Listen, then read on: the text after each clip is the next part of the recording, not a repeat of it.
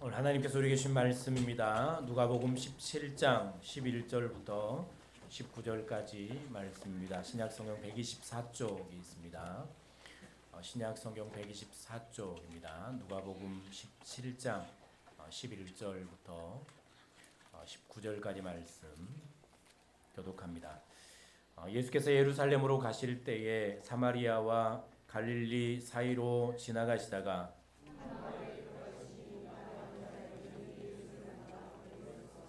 소리를 높여 이르되 예수 선생님이여 우리를 불쌍히 여기소서 하거늘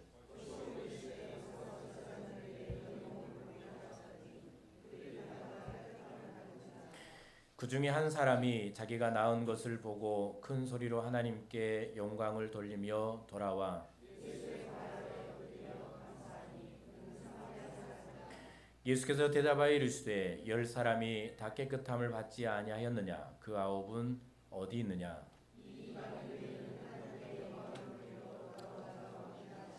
함께 읽습니다.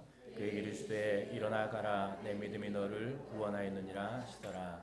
아멘. 이제 감사하는 신앙으로 라는 말씀 제목으로 하나님의 말씀을 증거하도록 하겠습니다. 베레아 지역에서 사역을 하셨던 예수님께서 이제 십자가를 지시는 사역을 감당하시기 위해서 예루살렘으로 가던 길에 일어난 역사를 우리에게 들려주고 있습니다. 예수님께서 예루살렘으로 가시던 길에 예수님께서는 갈릴리와 사마리아 사이를 지나가십니다. 갈릴리는 북쪽 제일 위쪽에 있고 사마리아는 예루살렘과 갈릴리 이제 중간 정도에 있는 지역이고요. 예루살렘은 지금 예수님께서 계신 곳 남쪽 지역에 있습니다. 그러니까 예수님은 갈릴리와 사마리아 중간 정도 동에서 서쪽으로 지나가시는 길입니다. 그리고 지나가시다가 예수님이 오늘 말씀 여기 기록된 대로 한 마을을 들어가십니다. 한 마을로 들어가시게 되죠. 그때 때마침 예수님과 이제 10명의 한센병 환자들의 만남이 이루어지게 됩니다. 자, 이 만남은 오늘 이제 말씀 보면 우연처럼 마치 보입니다. 12절 말씀을 보면 11절 12절 말씀을 계속 보면 예수께서 예루살렘으로 가실 때에 사마리아와 갈릴리 사이로 지나가시다가 그리고 한 마을로 들어가시죠. 그런 나병 환자 10명 예수를 만나서 멀리 서서 예수를 소리쳐 부르게 됩니다. 마치 우리가 이제 생각하는 그냥 예기치 않은 계획하지 않은 또 생각하지 않는 그런 이제 만남, 우연한 만남, 그런 우연처럼 그려지고 있는데요.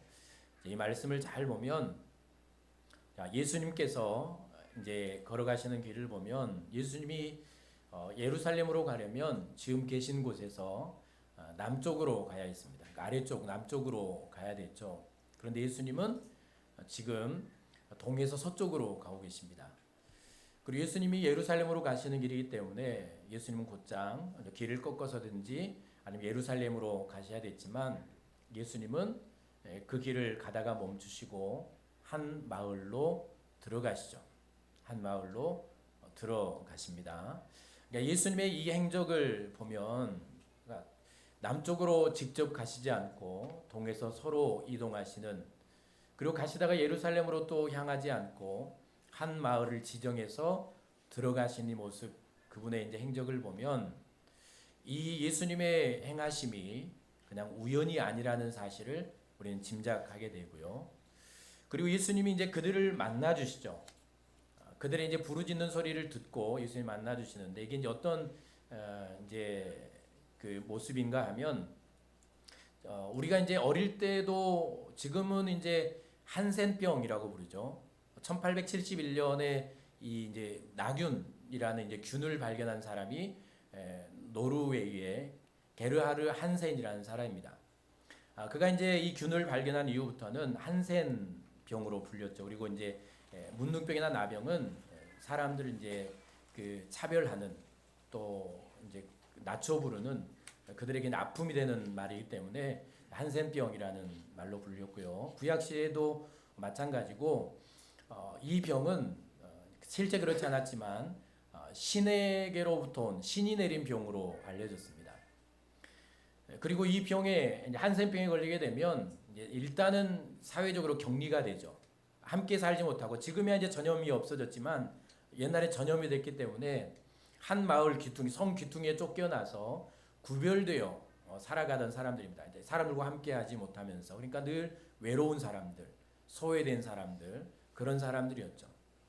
그리고 이제 심지어 누군가 옆을 지나가게 되면 물론 이제 가까이도 가지 않았지만 옆을 지나가게 되면 그들은 소리를 질러야 됐습니다. 부정하다, 부정하다.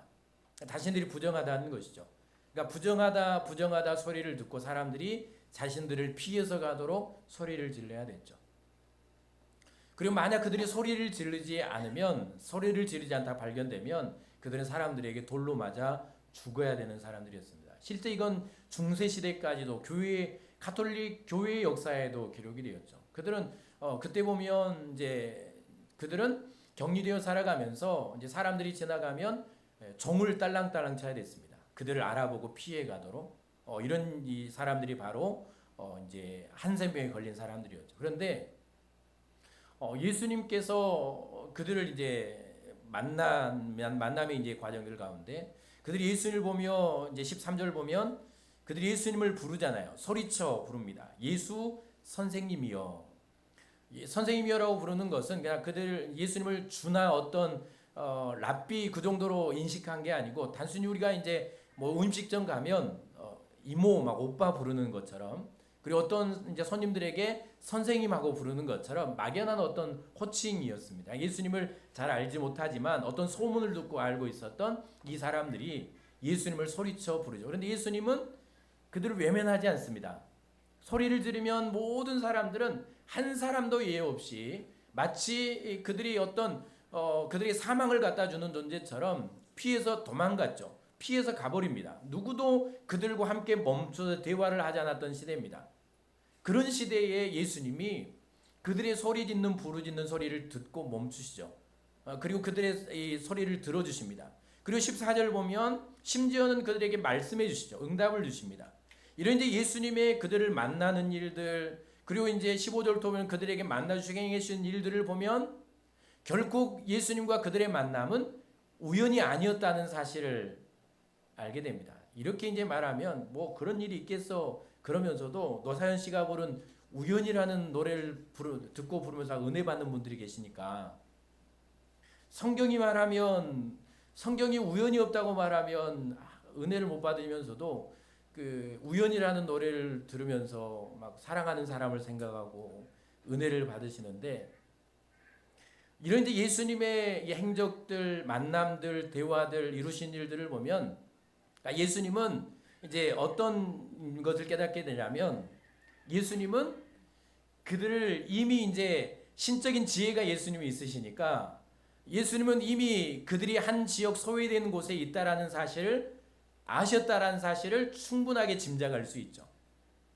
그리고 하필은 왜 예수님은 그들이 있는 곳을 가셨을까?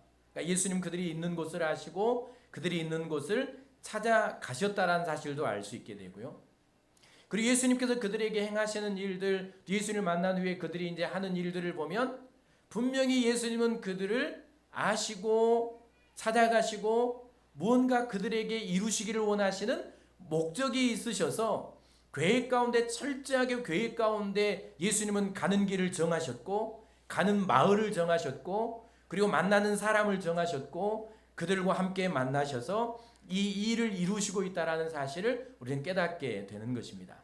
자, 이 말씀을 보면서 먼저 우리가 깨달아야 될 진리가 있습니다. 예수님과 이 한센병자들의 만남을 통해서 깨달아야 될 진리는 우리 한 사람 한 사람이 이제 신앙의 교회에 들어서게 된 것은 여러분들이 어떤 이유로 교회에 나왔고 또 어떤 사람을 통해 어떤 모습으로 뭐 끌려 나왔든 어떻게 왔든 어떤 모습으로 하나님을 만난 이 신앙의 자리, 이 신앙의 길을 시작하게 되었을지라도 우리가 하나님께 나온 것은 우리가 신앙의 자리에 들어선 것은 결코 어떤 우리가 생각하는 막연한 우연이 아니라는 사실을 철저하게 하나님의 계획하심과 뜻하심 가운데 일어나게 된 역사라는 사실을, 하나님의 섭리 가운데 일어났다는 사실을 우리는 분명하게 깨달아야 될 것이고요. 여러분 한 사람 한 사람은 이미 하나님이 여러분이 태어나기 전부터 여러분을 알고 계셨고, 여러분을 향한 계획을 갖고 계셨고, 그리고 여러분을 찾아오셨고, 오늘 한센병 환자들을 만나주셨던 하나님이 여러분들을 찾아가셔서 만나주시고 여러분들을 불러주셨다라는 이 계획 가운데 여러분이 있으셨다는 사실, 하나님의 인도하심 가운데 여러분의 인생 자체가 있다는 사실을 믿는 믿음, 이 진리를 깨닫고 믿는 그런 저와 여러분들의 이 굳건한 믿음, 그런 믿음으로 저와 여러분들이 굳건하게 설 수 있기를 바랍니다. 여러분들이 살아온 삶은 우연이 아닙니다. 어떤 사건, 어떤 인생의 궤적, 어떤 역사들이 있었든지 그냥 내 인생에 없어야 될 일이 일어난 게 아닙니다. 그것이 아픔이든 고통이든 눈물이든 내 삶의 아픔의 길이든 혹은 기쁨과 행복의 길이든 철저하게 하나님의 계획하심과 목적하심을 따라 우리의 인생의 길이 여기까지 오게 되었다라는 사실을 우리는 분명하게 알아야 합니다. 시편 139편 1절부터 6절까지 제가 간단하게 중요한 말씀들, 모두가 중요하지만 제가 간단하게 이제 요약을 해놨는데요. 자, 여호와여 주께서 나를 살펴보셨으므로 나를 아시나이다. 여기 살펴보셨다라는 말씀은 샅샅이 연구하셨다라는 겁니다. 마치 한 과학자가 아주 눈에 보이지 않는 세균을 현미경으로 바라보며 연구하시는 것처럼 내 전삼, 내 마음부터 내 머리부터 발끝까지 하나님은 샅샅이 들여다보시고 연구하심으로 나를 완벽하게 알고 계시는 분이 바로 나의 하나님이라는 사실이고요. 주께서 나의 앞뒤를 둘러싸시고 내게 안수하셨다. 이게 무슨 말인가 하면 하나님께서 내 앞뒤를 지키시고 보호하시며 안수하셨다. 완벽하게 나를 보호하시고 여기까지 인도하셨다라는 말씀입니다. 내가 하늘에 올라갈지라도 거기 계시면, 내가 저 하늘에 올라갈지라도 하나님은 거기서 나와 함께 하시고, 수월에 내 자리를 펼지라도 저 지옥 끝에 땅 끝에 내 자리를 펴고 고통 가운데 신음하며 있을지라도 하나님은 거기 나와 함께 하시면서, 내가 새벽 날개를 치며 바다 끝에 가서 거주할지라도 그 새벽잠을 못 이루고 새벽 날개를 치며 저 바다 끝 가운데 거하며 고통스러워할지라도 거기서도 하나님은 나를 함께 하시며 나를 붙드시고 나를 인도하시며 주의 오른손으로 붙들으신 하나님, 주께서 내 내장을 지으시며, 여러분 내 내장과 내 혈관과 신비로운 내 인생 자체, 내 몸 자체, 내 머리부터 발끝까지 머리카락 하나까지 내 세포 하나하나까지 내 형질까지 다 아시며 지으신 하나님, 그 하나님이 나를 아시고 내가 어디 있는지, 내가 어떤 삶을 살아왔는지, 내가 어떤 형편 가운데 있는지,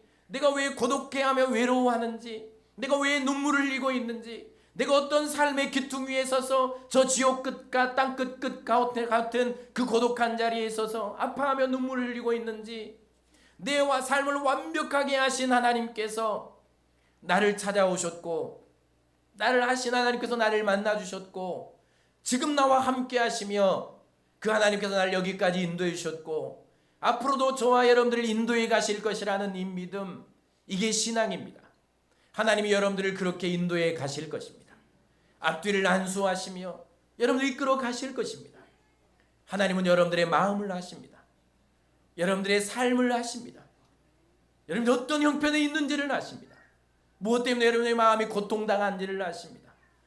아무도 알아주지 못하는, 평생 살면서도 알아주지 못하는 여러분의 남편과 아내와 자식들조차도 알아주지 못하는 그 마음까지 하나님은 샅샅이 아시며 여러분들을 만지시고 고치시며 위로하시며, 그런 여러분들을 아시고 찾아오신 분이 바로 나의 하나님이라는 사실을 기억하시면서 이 하나님과 함께 남은 인생의 여정을 동행하실 수 있기를 바랍니다. 그 하나님 바로 나의 하나님이죠. 그러면 그 하나님은 왜 나를 찾아오셨는가? 그 예수님께서는 왜 이 고통받는, 소외받는, 외롭고 고독한 이들을 찾아가셨는가? 아무도 함께하지 않고 아무도 위로하지 않으며 아무도 대화를 하지 않는, 외면하며 떠나가버리는 이 소외된 인생들을 찾아오셨는가? 하나님 왜 오늘 나를 찾아오셨는가? 하나님을 알지도 못했던 나를, 하나님이 계신지도 알지도 못하며 내 인생의 욕망과 어떤 고난 가운데 살아가던 나를 하나님 어떻게 알고 나를 찾아오셨고 왜 나를 찾아오셨는가? 자, 이 일을 우리가 오늘 깨달아야 하는데요. 그들을 찾아가신 한센병자들을 찾아가신 이 환자들이 이제 하는 행동들을 보면 우리가 왜 하나님께서 찾아오시는지, 우리에게 이루시기를 원하시는 뜻이 무엇인가를 명확하게 알 수 있는데요. 자, 보세요. 이제 예수님이 그들을 찾아가셨죠. 그들이 가장 먼저 한 일이 뭔가 하면 13절 말씀, 그들이 멀리 서서 12절 끝에 보면 13절 예수를 만나 멀리 서서 소리 높여 부릅니다. 소리 높여 외치죠. 선생이여 우리를 불쌍히 여기소서. 율법대로 그들은 사람에게 가까이 가지 못합니다. 그리고 멀리 서서 부르죠. 그것도 멀리 서서 예수님을 소리쳐 부릅니다. 막연하게 드렸던 예수님, 예수님이란 분이 계시되 예수님을 만난 사람들이 있대. 고통당하는 사람들, 아파하는 사람들, 질병으로 아파하고 누워있는 사람들이 예수를 만나면 치유를 받았대. 그 소문을 막연하게 듣고 있었던 10명의 나병 한센병 환자들이 멀리서 예수님을 부릅니다. 소리쳐 부릅니다. 나를 불쌍히 여겨주십시오. 우리를 불쌍히 여겨주십시오. 이 부름은 어떤 부름일까요? 예수님 우리를 살려주십시오. 예수님 나를 살려주십시오 라는 부르짖음입니다. 예수님은 그들의 소리를 외면하지 않으시죠. 모두가 외면했지만, 아무도 그들과 함께하지 않았지만, 모두가 그들이 소리 지르면 그들을 피해서 돌아갔지만, 가족조차도 그들을 버렸지만, 그러나 예수님은 그들의 부르짖는 소리를 외면하지 않으십니다. 소리들로 부르짖을 때 그들을 피해서 가는 것이 당연한 일 아닙니까? 한센병 환자들이 소리 지를 때 그들을 알아보고 그들을 피해 길을 돌아가는 것이 당연한 사람들의 이치 아닙니까? 그러나 예수님은 그들을 외면하지 않습니다. 왜요? 목적을 갖고 찾아가셨기 때문에. 그리고 그들에게 응답해 주죠. 14절 말씀 이르시되 보시고, 그러니까 눈으로 보시죠. 보시고 이르시되 가서 제사장들에게 너희 몸을 보이라 라는 것입니다. 그들에게 말씀을 해주시죠. 외면하지 않고 말씀으로 응답해 주십니다. 자, 이 일들을 통해서 이제 우리는 첫 번째 주님이 그들을 이끄시는 찾아오신 목적을 알 수 있는데요.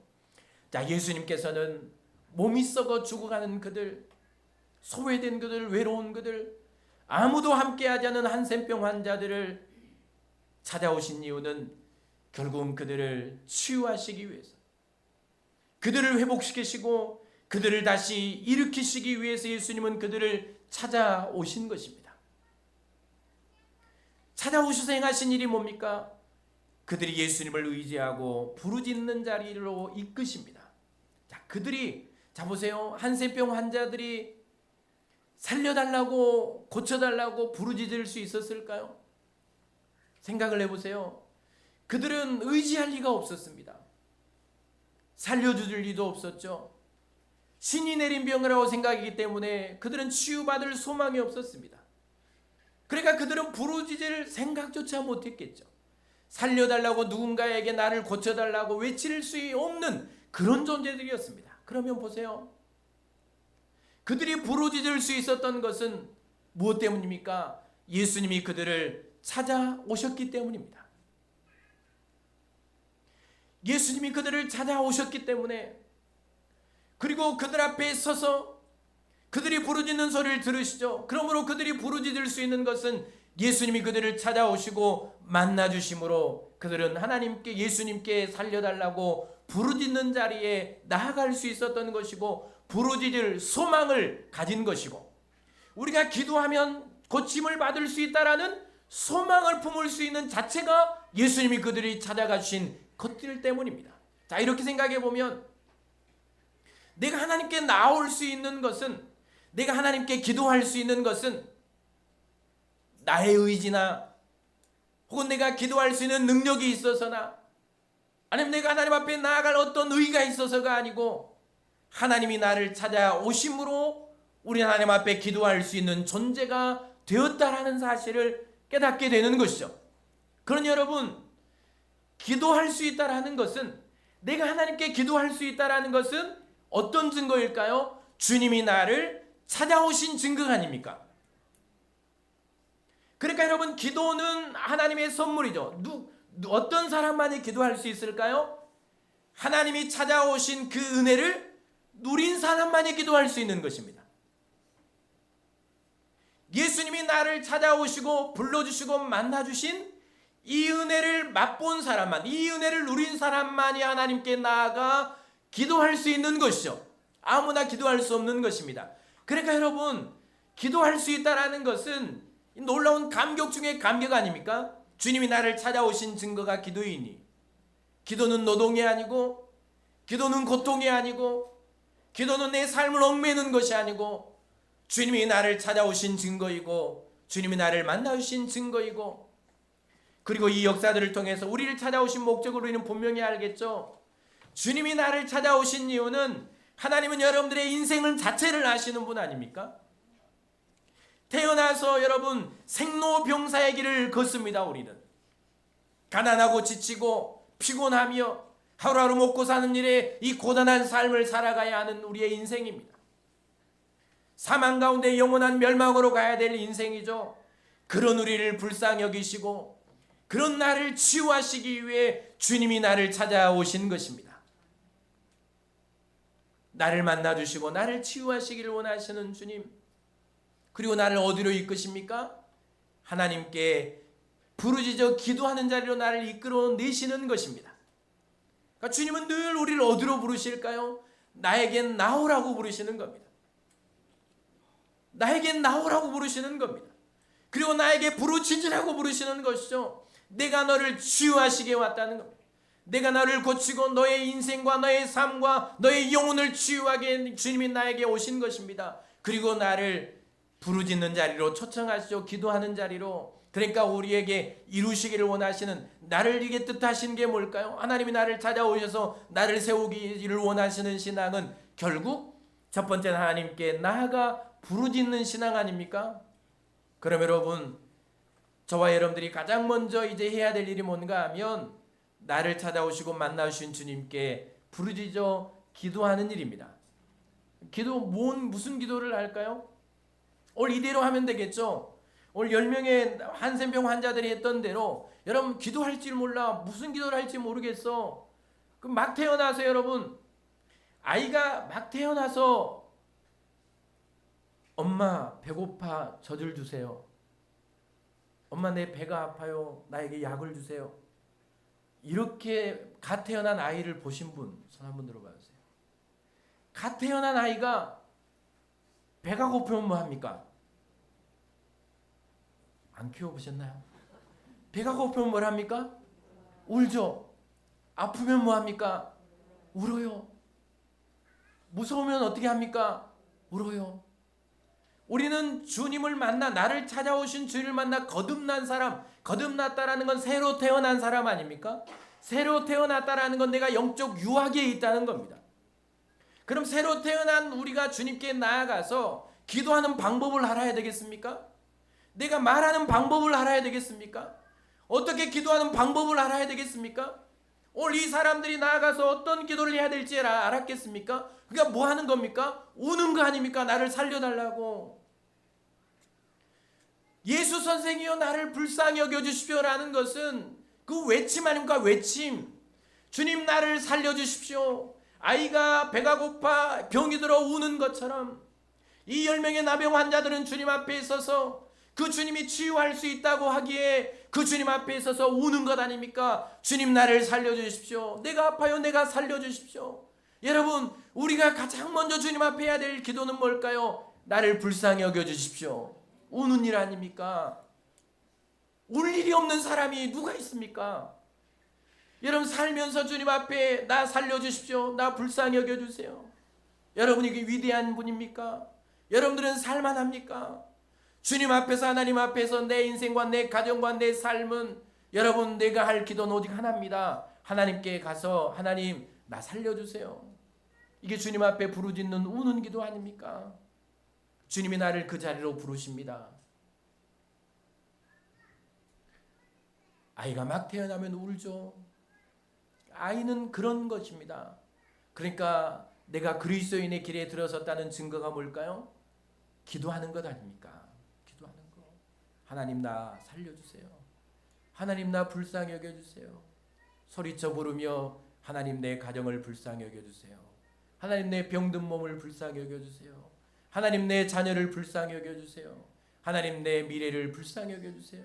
갈 길을 몰라 방황하는 내 인생과 내 삶과 내 가족들을 불쌍히 여겨주십시오. 믿음이 없어 구원받지 못한 이들을 불쌍히 여겨주십시오. 예배하지 못한 내 가족들을 불쌍히 여겨주십시오. 여러분, 그러니까 실제 기도하지 않는다라는 것은 아직 내 믿음의 초보, 그 초보에도 못 들어섰다는 단계 아닙니까? 유아의 수준. 여러분 이제 기도의 신앙으로 주님께 나올 수 있기를 바랍니다. 다음 주에 기도는 계속해야 되니까 이만큼 하고요. 다음 그 기도에 응답하시는 주님 14절 가서 제자들에게 너희 몸을 보이라. 주님의 응답이죠. 이건 이미 이제 치유의 역사들 아닙니까? 자, 그들이 이제 이 말씀을 듣고 한 일이 뭘까요? 이 예수님의 말씀을 따라 제사장이 있는 곳으로 걸어가죠. 14절 계속 보세요. 제사장들에게 너희 몸을 보이라 하셨더니 그들이 뭐합니까? 가다갑니다. 말씀을 듣고 뭐합니까? 걸어가다가 만나죠. 이미 주님은 그들에게 응답하셨죠. 기도하는 그들에게 말씀으로 응답하셨습니다. 그런데 그 말씀, 그 응답이 그들의 육체의 능력으로 나타난 것은, 그 육체의 치유로 나타난 것은 언제입니까? 제사장들에게 가서 너희 몸을 보이라라는 말씀을 따라갈 때, 그 말씀을 따라갈 때 그 응답이 몸의 치유 역사로 나타나잖아요. 그러니까 하나님이 그들을 어디로 이끄시는 겁니까? 하나님의 말씀을 따라 순종하는 길로 이끄는 겁니다. 이게 신앙입니다. 하나님이 아브라함을 부르실 때부터 모든 사람들을 부르실 때는 다 그랬습니다. 먼저 부르짖게 하시죠. 기도하게 하시잖아요. 그러니까 힘들고 어려운 왕들과 기도합니다. 그러면서 하나님을 알아갑니다. 알아가면서 그들이 이제 뭘 합니까? 하나님의 말씀을 듣기 시작하죠. 순종하기 시작하는 겁니다. 그러니까 그들이 하나님의 말씀을 따라갈 때 이 치유의 역사는 기다리고 있었죠. 사실 낫지 않고 이 한센병에 걸린 환자들이 몸이 치유받지 않고 사람들에게 가고 제사장에 간다는 것은 죽으러 가는 길이었습니다. 돌에 맞아 죽어야 됐으니까요. 그런데 여러분, 그럼에도 불구하고 예수님의 말씀을 믿는, 그러니까 어느 정도의 막연한 그들에게 어떤 간절한 소망과 기대, 이 작은 믿음조차도 들으시는 주님의 은혜를 깨달을 수 있는데요. 그 말씀을 듣고 죽음으로 가는 길을 가잖아요. 그런데 그 말씀을 따라가는 길에 이 능력이 나타납니다. 그 말씀을 따라 움직이는 그 길에 이 치유의 역사가 나타나게 되는 것입니다. 말씀하시고 말씀을 따라 순종하는 신앙으로 그들을 이끌어가는 거. 이게 순종하는 길, 주님을 따르는 길은 순종하는 길이구나 라는 것들을 가르치잖아요. 순종하는 길로. 그러니까 우리들이 서야 될 신앙, 그러니까 기도하고 두 번째 서야 될 신앙이 어느 신앙인가 하면 순종하는 신앙입니다. 잘 보세요. 아이들이 막 태어나면 어느 정도 철이 들 때까지는 아이들, 우리도 커봐서 알지만 뭐가 목적입니까? 자기의 어떤 욕망이 목적입니다. 자기 것을 갖는 것이 목적이죠. 그러니까 계속 요구하는 게 뭡니까? 달라. 부모에게 계속해서 무언가를 달라고 하죠. 그리고 이제 어느 정도 철이 들었다라고 할 때 이제는 달라라는 차원에서 넘어서 이제 어느 정도 이제 성숙했다라고 할 때는 엄마 아빠의 말을 듣기 시작하죠. 그리고 그 말씀을 따라 행하기 시작합니다. 이제 순종이죠. 성숙해 가면서 부모의 말을 듣기 시작하고 순종해 가잖아요. 그럼 여기까지 그럼 우리 다 성숙한 것인가? 이제 더 남은 단계가 있는데, 그러니까 우리가 두 번째 이제 밟아야 될 신앙의 수준의 단계는 어느 단계일까요? 하나님의 말씀을 듣고 순종하는 단계. 그러니까 들은 말씀을 살아내는 신앙이 필요합니다. 그러니까 말씀이 말과 행동과 삶에 묻어나오는 신앙. 수십 년 하나의 말씀을 들었으면 그 말씀이 내 이제 몸의 체화가 돼야 되겠죠. 음식을 먹으면 그게 어떻게 됩니까? 어떤 분은 똥으로 나온다고 그러던데, 음식을 먹으면 그게 우리의 무엇으로 갑니까? 힘으로, 영양분이 되잖아요. 그 음식은 나에게 영양분이 되어서 내 힘이 되잖아요. 팔과 다리에 힘이 되어서 움직여야 하잖아요. 하나님의 말씀을 내가 계속해서 먹으면 그 말씀이 나에게 힘이 되죠. 그 말씀이 나에게 체화가 되는 겁니다. 그러니까 말씀이 언어로 나오고 말씀이 내 행동으로 나오고 말씀이 내 삶으로 나오는 말씀을 살아내는 신앙. 이 신앙에 지금 우리가 서야 될 신앙입니다. 여러분들이 성장해야 될 신앙. 그런데 이 말씀을 살아내지 못하는 신앙에서 여전히 머물러 있는 30년, 40년을 신앙생활을 했지만 여전히 움직이지 않고 기도만 하고 있는 분들도 있고, 그 말씀을 살아내지 못하는 신앙들이 있습니다. 행동하고 움직이는 신앙으로 서야죠. 몸을 움직여 예배와 기도의 자리로 나오는 신앙. 말씀을 들으면 예배하러 와야 되고, 말씀을 들으면 기도하러 몸을 움직여야 되고, 예배해야 되는구나, 하나님의 자녀는 예배해야 되는구나, 하나님의 자녀는 기도해야 되는구나. 그러면 몸을 움직여야 되잖아요. 몸을 움직여서 그 말씀대로 예배하러 나와야 되고, 그 말씀대로 내 몸을 움직여서 어디로 와야 될까요? 기도한 자로 와야 되잖아요. 평생 안 움직이면 비만해서 죽습니다. 신앙은 병 들어갑니다. 안 움직이면 병입니다. 몸이 안 움직이면 병듭니다. 여러분 그러지 않습니까? 운동을 안 하면 자연스럽게 몸은 약해져가고 병 들어갑니다. 계속해서 우리의 몸은 운동을 하고 움직여야 되죠. 말씀을 먹고 안 움직이면 비만해서 병들어 죽습니다. 말씀을 들으면 움직여야 합니다. 말씀대로 섬기고 봉사하는 신앙, 기도하고 기도한 대로 살아내는 움직이는 신앙.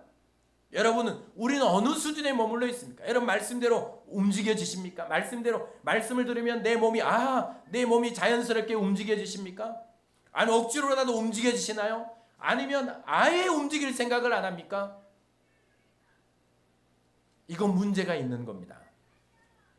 여러분 이제 말씀을 듣고 걸어가는 신앙이 되셨으면 좋겠습니다. 말씀을 듣고 움직이는 신앙으로 여러분들이 더 자라가시기를 바랍니다. 아브라함이 말씀을 따라 움직일 때 그는 천하 만민의 복의 근원이 되었습니다. 모세도 이스라엘 백성도 말씀을 따라 움직일 때 홍해가 갈라졌고 죽음의 강이 열려 생명의 길이 열리지 않습니까?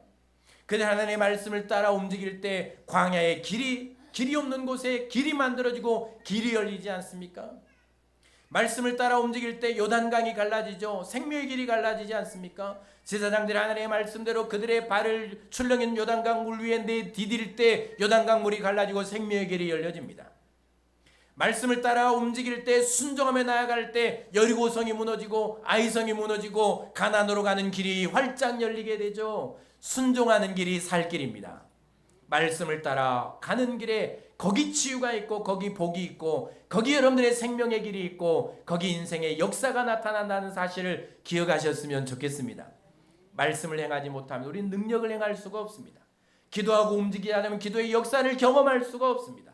이제는 행동하는 신앙으로, 움직이는 신앙으로, 내 몸을 말씀을 따라 걸어가는 신앙으로 여러분 우리의 신앙이 한 걸음 더 나아갈 수 있기를 바랍니다. 마지막, 자 보세요. 마지막 우리가 써야 될 신앙은 뭘까요? 치유를 받은 10명 중에 한 사람, 그것도 사마리아인입니다. 사마리아인은 유대인들에게도 이방인 취급을 받고 혼혈이라고 무시를 받고 괴취급을 받았던 사람들입니다.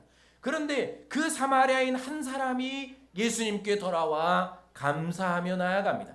마지막 우리가 자라가야 될 이 신앙의 자리는 어딘가 하면 하나님께 감사하는 신앙입니다. 감사하는 신앙. 자, 아이가 자라면 요구를 합니다. 자기 것을 요구를 하죠. 어느 정도 철이 들면 이제 부모의 말을 듣기 시작합니다. 순종하기 시작하죠. 그리고 이제 더 철이 들면 이제 결혼을 하고 자식을 낳고 키우며 이 부모의 고통을 알고 부모의 한을 알고 고단한 삶을, 자식을 위해 인생을 바치는 그 부모의 이 삶을 알면 이 부모가 나를 위해 인생을 바친 그 헌신과 그 희생과 부모의 삶을 나를 꽃피우게 그 전부를 걸음처럼 바친 그 부모의 인생을 알면서 그때부터는 이제 무한 감사만 생기게 되죠. 고마운 마음만 생기게 됩니다. 그러면서 이제 자신을 드리기 시작하죠. 거기서부터가 이제 참 신앙의 길입니다. 이게 이제 사마리아인을 통해 나타나는데요. 자, 10명의 한센병 환자는 제사장에 가는 도중에 죽은 것 같은 절망에서 치유를 받습니다. 그 중에 한 사람이 제사장에 가서 깨끗하게 된 몸을 보이고 증명을 받고 가족의 품으로 돌아가는 그 기쁨을 뒤로 한 채 제사장에 가는 길을 멈추고 하나님께 영광을 돌리며 돌아와 예수님께서 계신 곳에 돌아와서 그분 앞에 엎드려 감사를 드리죠. 자, 그들에게 가장 급한 일이 뭐였겠습니까? 한센병 환자들은 그들이 깨끗함을 받으면 가장 먼저 해야 될 일은 사람들을 만난 일이 아니고 제사장에 가서 그들의 깨끗한 몸을 증명을 받는 겁니다. 그리고 여러분 생각해 보세요. 그들이 이 깨끗함을 만약 깨끗함을 받는다면 그들의 간절한 소망, 평생의 소망, 깨끗함을 받는 것과 함께 무엇이었을까요? 무엇이었겠습니까? 가족에게로 돌아가는 겁니다. 사랑하는 가족에게 돌아가서 함께 이 행복한 삶을 살기를 원하는 간절한 소망을 품고 살았을 겁니다.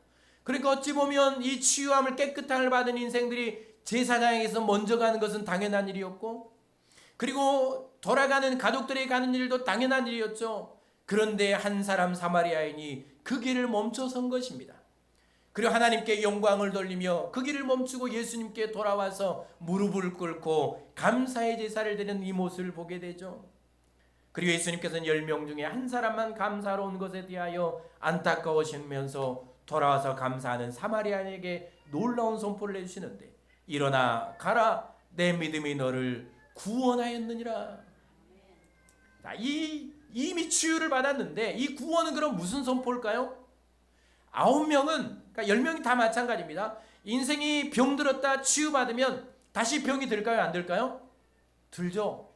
몸은 다시 병들게 됩니다. 죽었다 살아나면 다시 죽을까요? 안 죽을까요? 죽습니다. 어차피 죽는 인생 아닙니까?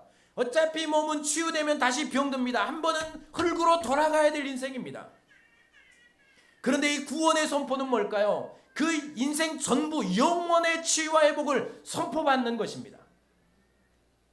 자신의 기쁨과 영광과 자신의 소원의 길을 뒤로 한 채 그 하나님께 감사하며 영광을 돌리며 주님 은혜에 나와 감사하는 그 인생에게 사마리아인에게 하나님은 그 영혼을 치유하는, 그 인생 전부를 치유하는 이 구원의 선포, 기쁨의 선포가 오늘 감사한 이 자리에서 사마리아인에게 한 한센병자에게 선포되고 있다는 사실을 우리는 여기서 보게 되는 것이죠. 병들게 될 육체의 잠깐의 치유가 아니라 그의 몸과 영혼과 인생 전부와 영원한 삶이 치유와 회복이 되었다는 완전한 구원의 선포를 오늘 감사하는 자리에 그는 선포받게 되는 것입니다. 여러분, 여기서 우리는 예수님께서 한센병 환자들을 찾아가셔서 만나주시고 치유해 주심으로 세우기를 원하셨던 최종 목적지가, 그들의 신앙의 목적지가 어디인가를 알게 됐는데 그것은 바로 감사하는 신앙이었다는 사실을 알게 됩니다.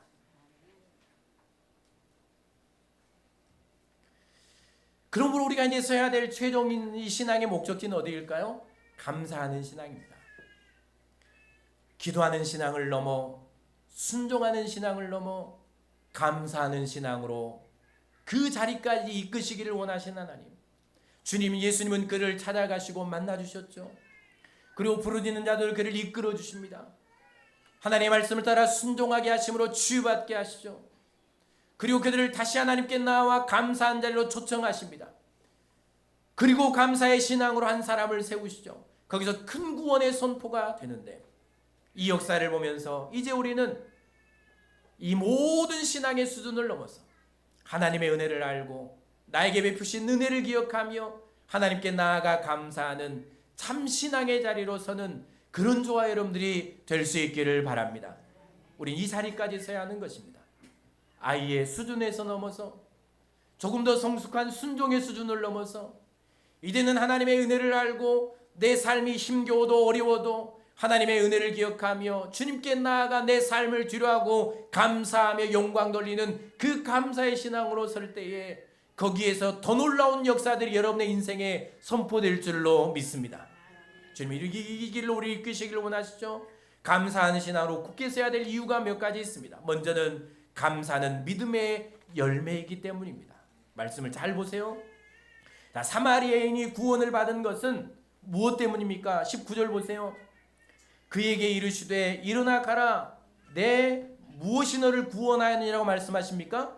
믿음이 너를 구원하였느니라. 감사가 아닙니다. 내 믿음이 너를 구원하였느니라. 예수님은 그의 믿음을 보시고 이 구원을 선포해 주시죠. 그러니까 제사장에 가는 길에 깨끗함을 받고 예수님께 감사로 돌아오는 길에 한 일은 하나님께 영광을 돌리는 일이었죠. 이것은 그가 부르짖고 순종함으로 치유를 받는 과정을 통해서 하나님을 알게 되었고 그 예수님이라는 분을 진정으로 알게 되었고 그가 이 하나님을 막연하게 믿었던 어떤 병의 치유를 위해서 믿었던 그 막연한 믿음이 아니고 하나님과 예수를 믿는 참 믿음을 소유한 증거가 바로 주님께 나와 감사하는 행위였다는 사실을 알게 됩니다. 하나님과 그분의 능력과 행하신 일과 그리고 예수를 믿는 믿음이 그로 하여금 다시 돌아와 감사하게 만든 것이죠. 자, 이 말을 거꾸로 돌려서 이제 풀어보면, 자 보세요. 예수님께서 나병 환자들을 찾아오셔서 부르짖게 하시죠. 부르짖는 자로 초청하시잖아요. 그리고 순종하게 하는 이 자리에서 치유의 역사를 베풀으십니다. 그리고 이 과정을 통해서 그들에게 주시기를 원하셨던 것이 무엇인지 이제 깨달으십니까? 예수님이 그들을 찾아오신 이유가 뭘까요? 이 사마리아인에게 선포하는 완전한 구원을 통해서 예수님이 10명의 한센병 환자들을 찾아오신 목적이 무엇인가를 우리는 여기서 알아야 합니다. 단순한 육체의 치유 정도를 넘어서, 단순한 어떤 삶의 치유 정도를 넘어서, 그들의 가정의 어떤 회복의 정도를 넘어서 예수님은 그들에게 주시기를 원하셨던 것이 구원받는 믿음을 주시기를 원하셨다는 사실을 여기서 깨닫게 되죠. 그러니까 이 은혜를 경험한 사람이 10명 중에 몇 명밖에 안 되는 겁니까? 1명밖에 안 되는 겁니다. 예수님은 그들을 아셨습니다. 그리고 그들에게 구원의 믿음을 주시기를 원하셨습니다. 병든들을 찾아가셔서 치유의 역사를 베풀어 주심으로 그들에게 하나님을 알고 예수 그리스도를 아는 참 믿음 주시기를 원하셨는데, 그런데 9명은 다 돌아가 버리죠. 이 믿음을 선물로 받지를 못하고 돌아가 버린 겁니다. 그러나 한 사람은 이 참 믿음을 선물로 받고 믿음으로 주님께 나아간 겁니다. 그러니까 그의 이제 남은 삶은 뭐 어떤 중요한 게 아니죠. 이 믿음을 소유로 받았으니, 영생을 소유로 받았으니, 하나님을 믿고 예수 그리스도를 믿는 믿음이 주님께 나와 하나님께 영광을 돌려 무릎 꿇고 감사하게 하는 참 믿음, 그 믿음의 열매가 바로 감사로 나타나게 된 것입니다. 여러분, 믿음의 열매가 우리는 감사로 이제 드러나야 할 줄로 믿습니다. 1년의 모든 삶을 뒤로하고 이제 우리는 감사하는 이 신앙의 자리를 다시 회복해야 합니다. 두 번째, 감사는 다시 말하지만 참 믿음의 증거입니다. 내가 가진 믿음이 참 믿음에 대한 증거는 이제 감사함으로 나오게 되는 것인데요. 자, 9명이 예수를 믿는 것 같지만, 자, 10명이 다 예수를 믿는 것 같습니다. 치유받는 과정까지는, 순종하는 과정까지는 다 모르잖아요. 그런데 자, 이제 과정들을 돌아보면 이 9명들은 제사장에게 확인을 받고 가족에게 돌아가서 다시는 예수님을 찾지 않았다라는 모습이 나옵니다. 다시 예수님께 돌아왔다는 말씀이 없죠. 그러면 그들은 어떤 믿음을 가졌을까요? 그들은 단지 막연한 예수님에 대한 소문을 듣고 예수님을 만난 사람들이 치유를 받았다는 이 소문을 듣고 단순히 자신의 병을 고치기 위한 어떤 막연한 신앙, 그러니까 우리가 어떤 종교를 믿는 그런 정도의 신앙, 참 신앙이 아니었다라는 사실을 알게 되죠. 그들은 예수님을 구원자로 믿는 믿음이 아닌 어떤 믿음을 가졌을까요? 예수를 믿으면 복을 받는데, 예수를 믿으면 병을 고친대, 예수를 믿으면 삶이 회복된대, 예수를 믿으면 자식들이 잘 된대. 그러니까 예수를 믿는 게 아니고 그 말을 믿은 것입니다. 그런데 예수님은 그것조차도 귀하게 여겨주시고 치유해 주시잖아요. 그러니까 여러분들이 간절한 기대와 소망을 갖고 내가 예수님께, 하나님께 나아가 예수님의 이름으로 기도하면 반드시 예수님이 나를 치유하실 것이라는 이 믿음을 귀하게 여기시고 여러분들을 고치실 것이라는, 여러분의 삶을 만드실 것이라는 믿음으로 나아가 기도할 때 하나님이 여러분들에게 능력을 베풀어 주실 줄로 믿습니다. 참 믿음의 증거, 감사로 나타나게 되는 것이죠. 참 믿음의 증거. 그러므로 이 한 사람, 돌아와 감사하는 한 사람, 더 이상 이제 요구할 게 없잖아요. 그의 병이 치유받았는데, 평생에서 온 이 한센병의 치유를 받았는데, 그리고 가족의 품으로 돌아갈 이 영광을 누렸는데 뭐가 더 필요하겠습니까? 뭐가 더 예수님께 가서 요구할 게 있습니까? 심지어 예수님이 고치시면서 너 고침을 받으면 나에게 감사하라고 요구했습니까? 아니죠. 아무것도 필요한 게 없고 요구할 것도 없고 예수님이 강요하지도 않았는데, 이 사마리아에는 가장 중요한 제사장에 가서 증명을 받고 가족에 돌아가야 될 이 일을 뒤로한 채 하나님께 영광을 돌리며 예수님께 나와 엎드려 경배하며 감사하는 이 행위는 그의 믿음이 참 믿음이었다는 사실을 보여주는데, 그는 무엇을 믿었을까요? 어떤 주님을 만났을까요? 이 9명처럼 그 말이 아니라 그들을 치유하신 예수 그리스도를 믿은 것입니다. 이 역사를 예수님을 통해 이루신 하나님을 믿은 것이죠. 그러니까 여러분, 알지도 못하는 하나님을 어떻게 영광을 돌리며 나오겠습니까? 그가 만나지 않은 하나님께 어떻게 영광을 돌리며 나올 수 있겠습니까? 그는 이 과정을 통해 누구를 만났습니까? 예수님을 만난 겁니다. 그는 이 과정을 통해 하나님의 은혜를 경험한 것입니다. 그래서 하나님께 영광을 돌리며 예수님께 나와 감사드리는 이 믿음을 보면서, 여러분, 내 믿음이 참 믿음임을 증거하는 것은 완벽하진 않지만, 감사하는 것은 내 믿음이 예수님 믿는 참 믿음임을 증거하는 것임을 기억하면서, 여러분, 이제 우리의 마음속에 있었던 원망과 불평과 낭만과 좌절들, 1년 동안 쌓였던 그 눈물의 이 과정들, 감사할 수 없는 일들 다 내려놓고 이제 11월 우리의 마음을 치유받으며 회복하며 주님이 나를 찾아오셔서 우리를 감사의 자리로 이끄시잖아요. 오늘도 주님은 여러분들을 고치시기를 원하십니다. 주님이 여러분을 치유하기를 원하십니다. 주님이 오늘 이 시간에도 나를 찾아오셔서 나에게 부르짖으라고, 너의 과거의 아픔과 너의 과거의 눈물과 지금의 내 인생을 내가 고치기를 원한다고, 과거의 모든 두려움과 염려를 주님이 치유하기를 원하신다고, 주님이 나를 고치시기를 원하시고, 그리고 주님 앞에 따라 나아갈 때 주님은 나에게 치유의 은총을 베풀어 주시기를 원하시는, 치유하시고 나를 감사의 신앙으로 세우기를 원하시는 나를 찾아오신 주님을 만나시고, 여러분 이제 과거를 뒤로하고 이제 주님께 감사하며 나아가는 그런 저와 여러분들이 될 수 있기를 바랍니다. 하나님의 뜻이 있을 겁니다. 감사를 통해 여러분은 이전에 경험하지 못했던 놀라운 주의 영광의 선포와 기쁨의 날들을 보게 될 것입니다. 이게 감사하는 신앙에 보여진 능력이죠. 마지막 감사하는 예배자가 하나님을 기쁘시게 합니다. 시편 50편 23절 우리 마지막 함께 읽어볼까요? 감사로 시작. 감사로 제사를 드린 자가 나를 영화롭게 하나니 그 행위를 옳게 하는 자에게 내가 하나님의 구원을 보이리라. 구원이 여기서 선포되잖아요. 하나님이 누구를 기뻐하십니까? 감사하는 예배자를 기뻐하시는 겁니다. 여러분, 예수님이 9명이 돌아오지 않은 것에 대해서 안타까워하시는 이유는 서운함이었을까요? 아니요, 아픔입니다. 아픔. 예수님은 예루살렘 성으로 십자가를 지러 가시는 길에 예루살렘 성을 보고 예수님이 오셨지만 믿지 못하고 멸망으로 가는 인생들을 보며 눈물을 흘리셨죠. 믿음 주기를 원하셨지만, 그들을 찾아가시고 믿음 주시고 구원하기를 원하셨지만 돌아가 버린 그들을 보며 예수님은 아파하신 것입니다. 반면에 그럼에도 한 사람, 감사를 회복하고 믿음을 갖고 감사로 나온 이 사마리아인, 예수님은 그를 통해 최고의 기쁨과 만족을 누리시면서 이미 받은 구원을 선포해 주시는 이 영광을 그가 누리게 되죠. 감사는 하나님을 기쁘시게 합니다. 감사는 하나님 앞에 영광이 됩니다. 다른 어떤 신앙보다 감사로 예배하는 자가 하나님을 기쁘시게 합니다. 감사로 예배하는 그곳에서 하나님의 구원의 역사가 선포될 줄로 믿습니다. 감사를 회복하시기 바랍니다. 그러므로 감사로 예배하십시오.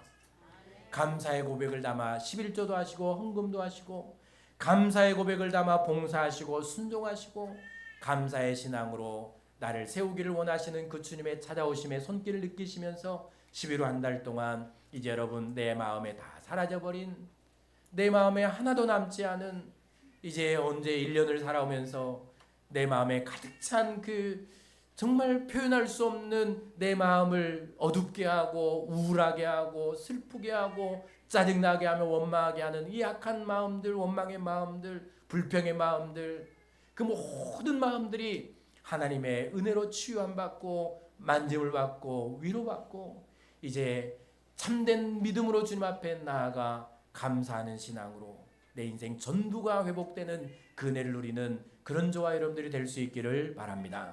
기도하겠습니다. 할렐루야. 하나님 감사합니다. 이제